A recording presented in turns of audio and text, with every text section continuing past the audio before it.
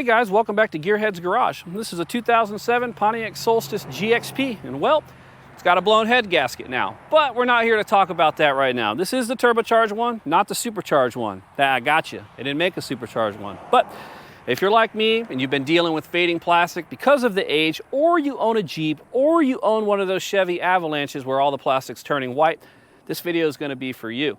Now, I'm really tired of applying that gel, serum, goo, whatever it is to the plastic every couple weeks, only for it to fade again. So I've heard some good stuff about SEM Trim Black, and well, we're going to try it out. We'll do some before and after and see how the outcome is. Hopefully we can restore this old girl back to its glory shining days of the way it looked when it came off the showroom floor. So guys, you're going to want to stick around.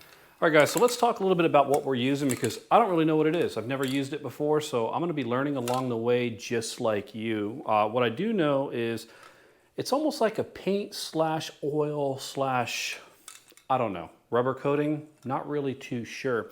Now, Eastwood does make one of these and it's a little more expensive. I'm familiar with SEM, I've seen their products before and figured I'd give them a try over the Eastwood one. So we're keeping it simple here. You're just gonna need a tack cloth. You're gonna need 2 of these though, and then this is gonna be your mobile paint booth. Now, you don't have to use this type of tape here with the plastic drop-down cloth. You can really use anything you want, newspaper, toilet paper, whatever you want. So, but I use this, it's $4, right? For 65 feet, so it works out for me. And then the tack cloth, don't forget about the tack cloth. And then, don't forget about your trim black. That's really all you're gonna need, that and a nice work shirt, because I don't know how dirty this stuff is gonna get you. So this is gonna be the main one here that we're gonna work on. We'll talk about the back here in a little bit, but you do need to remove some of these body screws here, because we're actually gonna take this one off here. So there's not too many screws, and then there's some pull pins on there. Forget these pins here. Now, there is a hidden one behind the door, and I'll show you where that's at. There's gonna be a pin. Now, that one's missing. I don't know why, but it's missing. So you just take your tool here and click that out there. So one of the biggest things I didn't mention is you do need to open your doors to get this thing off, and you gotta take your windshield wiper little dingers off too, which these ones are missing. I don't wanna talk about it. And just gently pull up on the panel here. And it comes off just like that. All right guys, so we're back in the garage, and actually, you know, what's funny is inside it looks much better. It doesn't look as faded. So there's a few seals or gaskets on this thing. I wouldn't recommend removing this one, and I definitely wouldn't recommend removing the lip back here.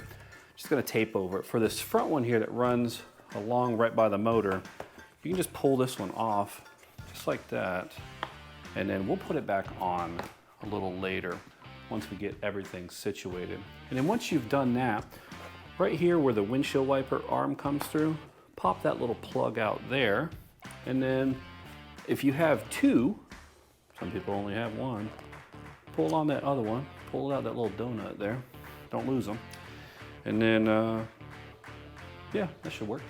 It'd be nice to have a little bit of a better workbench here and more room, but get yourself some automotive grade 3M trim tape and just tape off the edge of the gasket here. Not that I care about the floor in here, but whatever. We will move the motorcycle. That does count. Well, we don't want any paint overspray.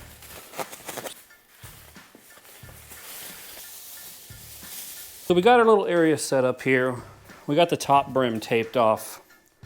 I know I mentioned that we were gonna tape these off. Can't get anything to stick to it that's even gonna make a difference. I did look at the other side here, and it's glued and riveted, so I'm not even gonna try to tear that off. But I did some reading on this SEM product, and it's fine on rubber, so it'll be okay. It's not gonna make a difference or change the color really, but our concentration is here. Yeah, we did tape that part off, but whatever. But the big main gasket we got off as well there. All right, throw your little knee pad down there, and we're just gonna use tack cloth right here. So what we will do is we'll run this over this entire bezel, whatever, I don't even know what it's called. And we'll just pull up any of the little impurities that are on here.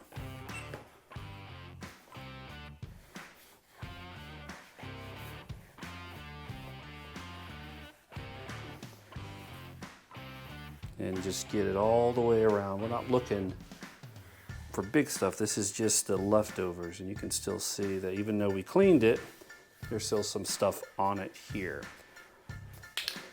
So remember, 2 to 3 wet coats. Let it sit 3 to 5 minutes.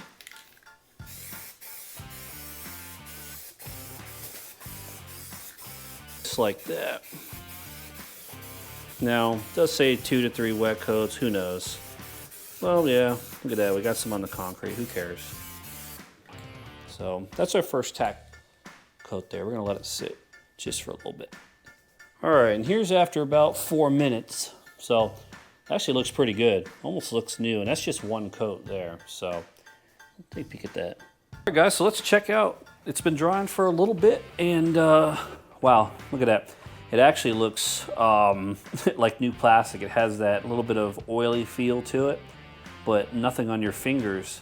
Wow, really, really happy with that. Now, I know it's contradicting myself on the rubber. We'll talk about that here in a little bit because I'm gonna change some stuff up on how I did this here. Let's take a little peek at what we have here. If you can take a look, it actually turned out really well like I was showing you. And the rubber here turned out really nice. It's not made for rubber, but as I started doing some research, I found that they have another product made for rubber, but I don't know. I'm convinced that it might actually be the same thing, but yeah, look at that. Look at that. Looks brand new. And what's weird is it's not like a paint. When you would spray it on, it would kind of do this weird, almost like a bubble, and then it's got a very interesting smell to it as well. It's still kind of like, it's oily, like new plastic, so I'm really surprised. This is gonna change up how we do the one for the rear fascia. I may not actually pull it off. I may just tape up the car, but we do need to install this. Man, I'm pretty excited. This looks good. Looks really, really good. All right, let's get this sucker put back in here. But don't forget to hook up your washer lines and those other little items you took off. And down here, if you remember, we did the little drain spout. So push that one back in there. Make sure you get that set. There's probably no reason for us to take that out, but we took it out anyways. And then your washer, or your wiper arm, blinker arm, little gaskets as well. Don't forget here, you gotta have your door open in order for you to set this in just like that. And it's gonna drop right back into place. There isn't gonna be much that you need to do. You may just need to smooth it around just a tad for it to set in. But you can use your wiper arms as the guides to make sure that it sets right in there. So don't forget your hardware. Put that right back in there. 2 pins there and 2 pins there. This last one's a bit hard to line up there. And then your screws. All right, you guys know how I like my impact driver. I don't like to use normal tools. All right guys, so we got the car on the chocks down here. So what we're gonna do is, I learned a little bit from that first one we did, and I was gonna take this off originally here, but I don't think the best thing to do is take it off. I'm really concerned that it may break some of the tabs that are in here.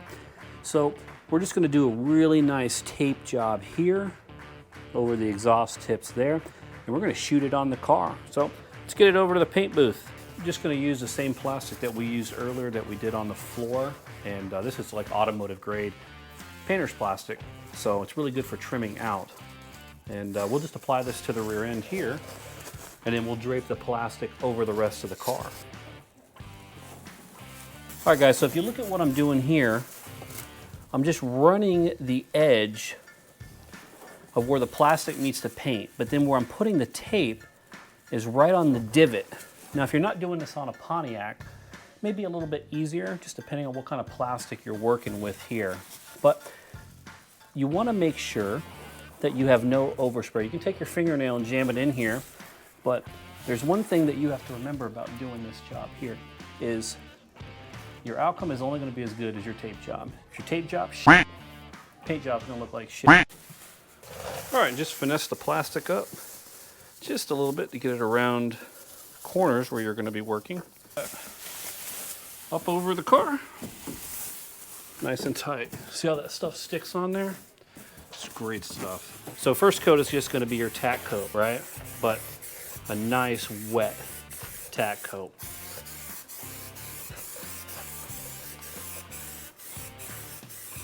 Remember guys, nice and wet. And 2 to 3 minutes between coats. Here is day 2. Let's take a look here. It's dry, it's not sticky, not tacky or anything, but I'm really happy with the way it looks. It looks really good. It actually looks better when they were than when they were brand new. A lot darker, more modern, not as gray, but really glad the white has come out of that. Now let's look at the front one.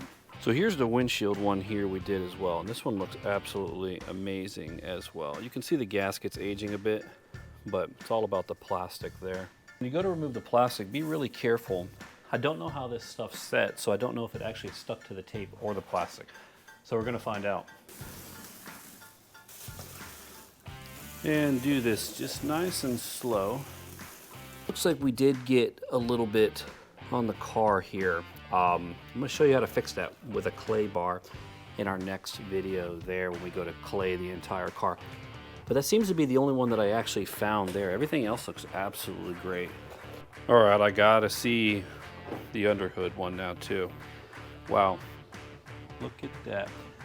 Look at that. Now, even though this wasn't in the sun, obviously, you can tell that it has changed colors over the years just with age. But this looks great. If you remember, I sprayed the rubber as well. Surprisingly, that turned out pretty good. So I'm very happy with that there. You know, it's kind of funny because I had to do like 20 takes for this end roll because some guy was doing donuts across the street. I couldn't get the footage. But I think the verdict is in on how the plastic turned out with the SEM, going the cheaper route for $20 a can versus the Eastwood. I'm really happy. It looks brand new, if not better than what it looked like when it rolled off the showroom for the way the plastic. It's not greasy, it's black, it's awesome. I'm really happy. So if you guys found the video helpful, make sure you hit the like and subscribe. Jeep owners, Chevy Avalanche owners, I hope this video helped you guys restore your plastic because I know it's a big issue on those cars. Now, don't forget, we got some paint restoration coming up. We're not gonna be doing painting, but I'm gonna show you how to use a clay bar and we're gonna buff some of those micro swirls out, that way you can get that nice mirror finish. We also got some coolant line replacement coming, DIY, as well as we're gonna do a tune on the bad girl. So, bad girl, bad boy, whatever you wanna call it. So, I'll see you guys next time in the garage.